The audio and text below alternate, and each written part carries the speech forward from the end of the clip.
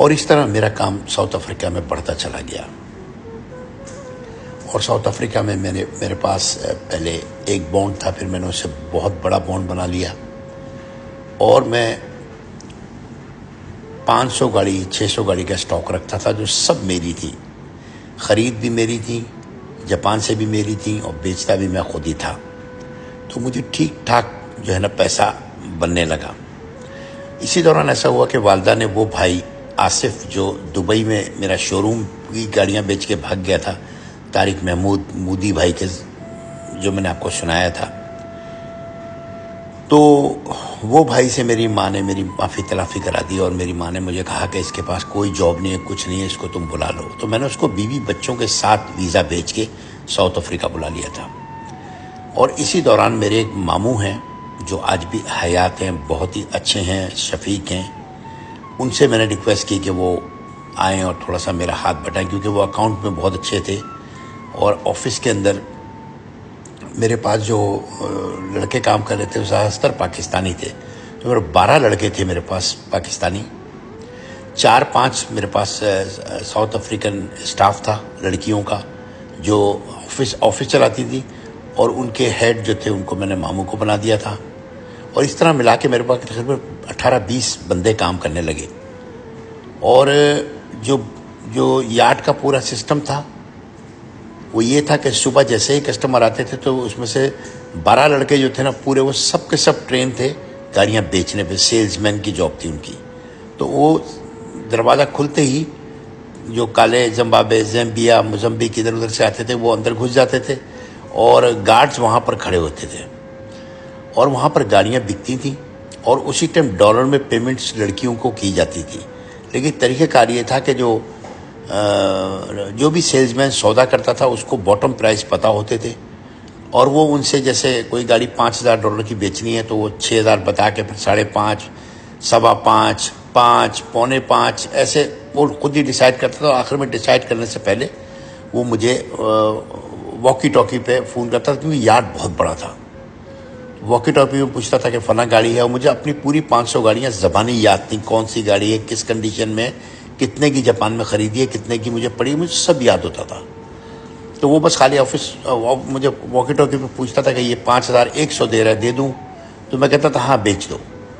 तो वो गाड़ी बिक जाती थी और उसकी पेमेंट उसी टाइम, मतलब 9 बजे से पहले सबकी पेमेंटें हो जाती थी। जो भी 25-30 गाड़ियाँ बिकती थी पेमेंट हो जाती थी। उसके बाद कुछ लड़के थे जिनको काम सिखाया हुआ था कि जाके गाड़ियों की इंस्पेक्शन करा के लाओ, तो वो गाड़ियों की इंस्पेक्शन कराने चले जाते थे गाड़ियाँ उठा के। और कुछ ड्राइवर आ जाते थे जो हम रोज़ाना की मद में यूज़ करते थे। ड्राइवर कुछ इंडियन काले ड्राइवर थे हमारे पास जो रोज़ाना डेली बेसिस पे थे, और जाके इंस्पेक्शन करा के गाड़ियाँ आती थी, फिर गाड़ियाँ धुलती थी, साफ़ होती थी, और फिर हमारे यहाँ सारे डॉक्यूमेंट्स कस्टम से इतनी देर में आ चुके होते थे और 3 बजे से गाड़ियों की डिलीवरी शुरू हो जाती थी। तो सारे कस्टमर सारा दिन चले जाते थे, इधर शॉपिंग करते थे अपनी, और 3 बजे आ जाते थे मेरे यार्ड पर, और 3 से 5 के दरमियान में, 4 के दरमियान में, 1 घंटे के अंदर सबकी डिलीवरियाँ हो जाती थी और सब लोग गाड़ियाँ अपनी चला के चले जाते थे। इन लोगों को उस टाइम पे एडवांटेज ये था कि ये लोग आते थे तो गाड़ी खरीदते थे, ट्रक खरीदते थे। उसके बाद उसके अंदर अपना एक बात याद रखिएगा कि साउथ अफ्रीका यहाँ का अफ्रीका का न्यूयॉर्क है, लॉस एंजलिस है, मकसद मेन कंट्री है जहाँ पर सब कुछ मिल जाता है और यहाँ पर पोर्ट होने की वजह से हर चीज़ ट्रांजिट होती है। तो इस वजह से गाड़ियाँ भी यहाँ पर आती थी। तो जितने भी लड़के थे वो सब गाड़ियाँ तैयार कर देते थे और कस्टमर जो था इतनी देर में अपना सामान कहीं खरीद लेते थे। कोई चीनी खरीदता था, कोई आटा खरीदता था, कोई तेल खरीदता था, कोई कपड़े खरीदता था, कोई ब्लैंकेट्स खरीदता था, और वो उस गाड़ी में भर के और गाड़ी चला के जाते थे। तो उनको बहुत फ़ायदा होता था, उनकी ट्रांसपोर्ट भी बचती थी, उनका टिकट भी बचता था जाने का, एयरलाइन का। तो वो यहाँ से 6-8 घंटे 10 घंटे की ड्राइव अपने बॉर्डर तक जाके फिर बॉर्डर पे पेमेंटें करके सारी कस्टम वस्टम, और वहाँ से फिर वो अपने मुल्क जाते थे। तो हर ट्रिप में वो अच्छा खासा कमाते थे। तो इस तरह कस्टमर बन गए थे। कुछ कस्टमर तो मेरे ऐसे थे कि वो सीधा मेरे पास वो रात को आते थे बस में, तो बस स्टॉप पे उतरते थे तो मेरा लड़का जाके वहाँ से एक काला जाके गाड़ी में भर के उनको ले आता था। तो वो बस आती थी 3-3:30 बजे रात को, तो वो आके 5 बजे मेरे शोरूम के बाहर बैठ जाते थे और जैसे ही 6 बजे खुलता था और 7 बजे खुलता था तो बस वो हल्ला बोल देते थे, 2-2 3-3 गाड़ियाँ खरीदते थे। तो मकसद अल्लाह ताला ने बहुत मेरा हाथ पकड़ लिया और ये मेरा भाई जो था आसिफ, ये भी लग गया। और मेरे मामू जो थे वो मैनेजमेंट में बहुत तेज़ थे, क्योंकि उन्होंने पूरी ज़िंदगी पाकिस्तान में बहुत बड़ी कंपनी में, गैस कंपनी में, रशियन गैस कंपनी में काम किया था, तो मैनेजमेंट उनके हाथ में थी। और मेरी 3-4 लड़कियां जो थी वो उनकी हेल्प करती थी डॉक्यूमेंट्स वगैरह में। अच्छा, उसके बाद ये सिलसिला चलना शुरू हो गया। अब ऐसा हुआ कि जब कस्टमर गाड़ी ख़रीद लेता था ना, तो फिर वो उन्हीं लड़कों को कहता था, यार मेरी गाड़ी में ये जो टेप है ना, ये ख़राब है, उस गाड़ी का निकाल के इस गाड़ी में लगा दे। कोई कहता था कि यार मेरे टायर ख़राब है, तो वो इस गाड़ी के निकाल के इस गाड़ी में लगा दे। अच्छा, ये सिलसिला चोरियों का ये अच्छा, वो कहते थे हम तुझे $50 दे देंगे, $100 दे देंगे। तो लड़का वो $100 पकड़ के ना, और इतना बड़ा यार्ड था कि हमें पता नहीं चलता था, लेकिन हमें गार्ड्स अमूमन आके ये खबरें देते थे कि भाई ये लड़के जो है ना कुछ गाड़ियों में से निकालते हैं, इधर उधर लगाते हैं।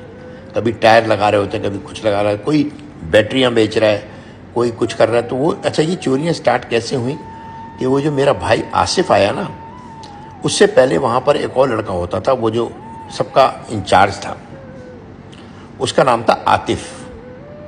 वो पूरा काम चलाता था और सारे लड़कों को कंट्रोल करता था, मैं उसे कंट्रोल करता था। मैं सारे लड़कों के साथ बहुत शफीक था, मैं उनके साथ खाना खाता था, उनको शाम को ले जाता था, खाना पीना जो भी है तुम अपना मज़े करो।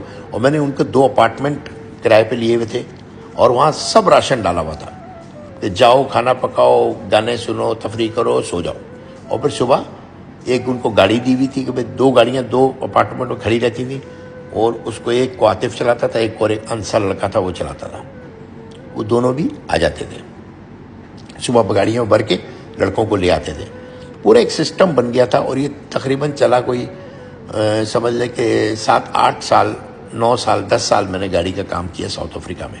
और पूरे 10 साल मैंने इसी तरह। अच्छा, डॉलरों का ये था कि जब 25-30 गाड़ी, एक गाड़ी अगर 5,000 की है तो आप अंदाज़ा करने के 25 गाड़ियाँ कितनी हुई। तो इतना डॉलर डेली का आता था मेरे पास, वो मेरे मामू के हाथ में आता था। उसमें मुझे मामू ने शिकायत करना शुरू की कि यार कोई गाड़ी 3,000 की बिकती है, ये यहाँ पर काउंटर पे आके हमको 2,500 दिलाते हैं, 2,500 दिलाते हैं। क्योंकि जब आतिफ इंचार्ज थे ना, तो जब तक तो ये चीज़ काबू में थी। जब मैंने अपने भाई को बुला के आसिफ को इंचार्ज बना दिया और उसे 2-3 साल उसे सब पता चल गया कैसे क्या होना है, तो उसने इस तरह चोरियां करनी शुरू कर दी कि लड़के को कहा कि जब गाड़ी बिके तो तुम मुझे बताओ, क्योंकि उसी को वॉकी टॉकी पे बताता था। मैं तो बीच होता नहीं था ज़्यादातर, कभी जापान, कभी इधर, कभी उधर, और मामू इंचार्ज होते थे। तो वो काउंटर पे आते हुए कह देते थे कि यार तुझे 3,000 की दिए, तू ऐसा करियो 3,500 की बोलियो, सही है ना, मैं तुझे $100 और भी कम कर दूंगा और बाकी 400 मेरे होंगे। तो वो जब तक लड़की के पास आते थे ना, तो काले जो है ना, वो अब ये वो कौम है जो अपनी माँ भी बेच देती है। ये बहुत ही बेगैरत छोटे कौम है, $1 के लिए भी 100 तो बहुत बड़ी बात है। उनका सारा दिन का खर्चा निकल जाएगा, उनका पेट्रोल का खर्चा निकल जाएगा। तो मज़ीद डिस्काउंट के लिए वो भी बेचारे मजबूर होते थे। वो कहते थे चलो यार $100 और बच रहे हैं, तो ये मुझे वापस कर देगा $100। तो वो आके कहते थे कि भाई मैंने जो है 3,500 के नहीं लिए, 3,000 के लिए, तो $500 तो वहीं चले गए और उसने उसको कैश में दे दिए। इस तरह का सिलसिला बना के उन्होंने चोरियां शुरू कर दी। ये चोरियां मामू ने आस्ता आस्ता पकड़ ली। फिर मामू ने मुझे इसकी रिपोर्ट बना के पूरी दी कि यार देखो सब चोरी करते हो और इनका सरदार जो ये आसिफ है। अब ये आसिफ की ज़िंदगी का दूसरा चांस था, मगर उसने इस चांस को एक्सेप्ट नहीं किया। 3.5 साल वहाँ रहने के बाद भी आसिफ का पेट नहीं भर रहा था, चोरियां उरूज पर थीं और मैं बहुत ही बिजी था।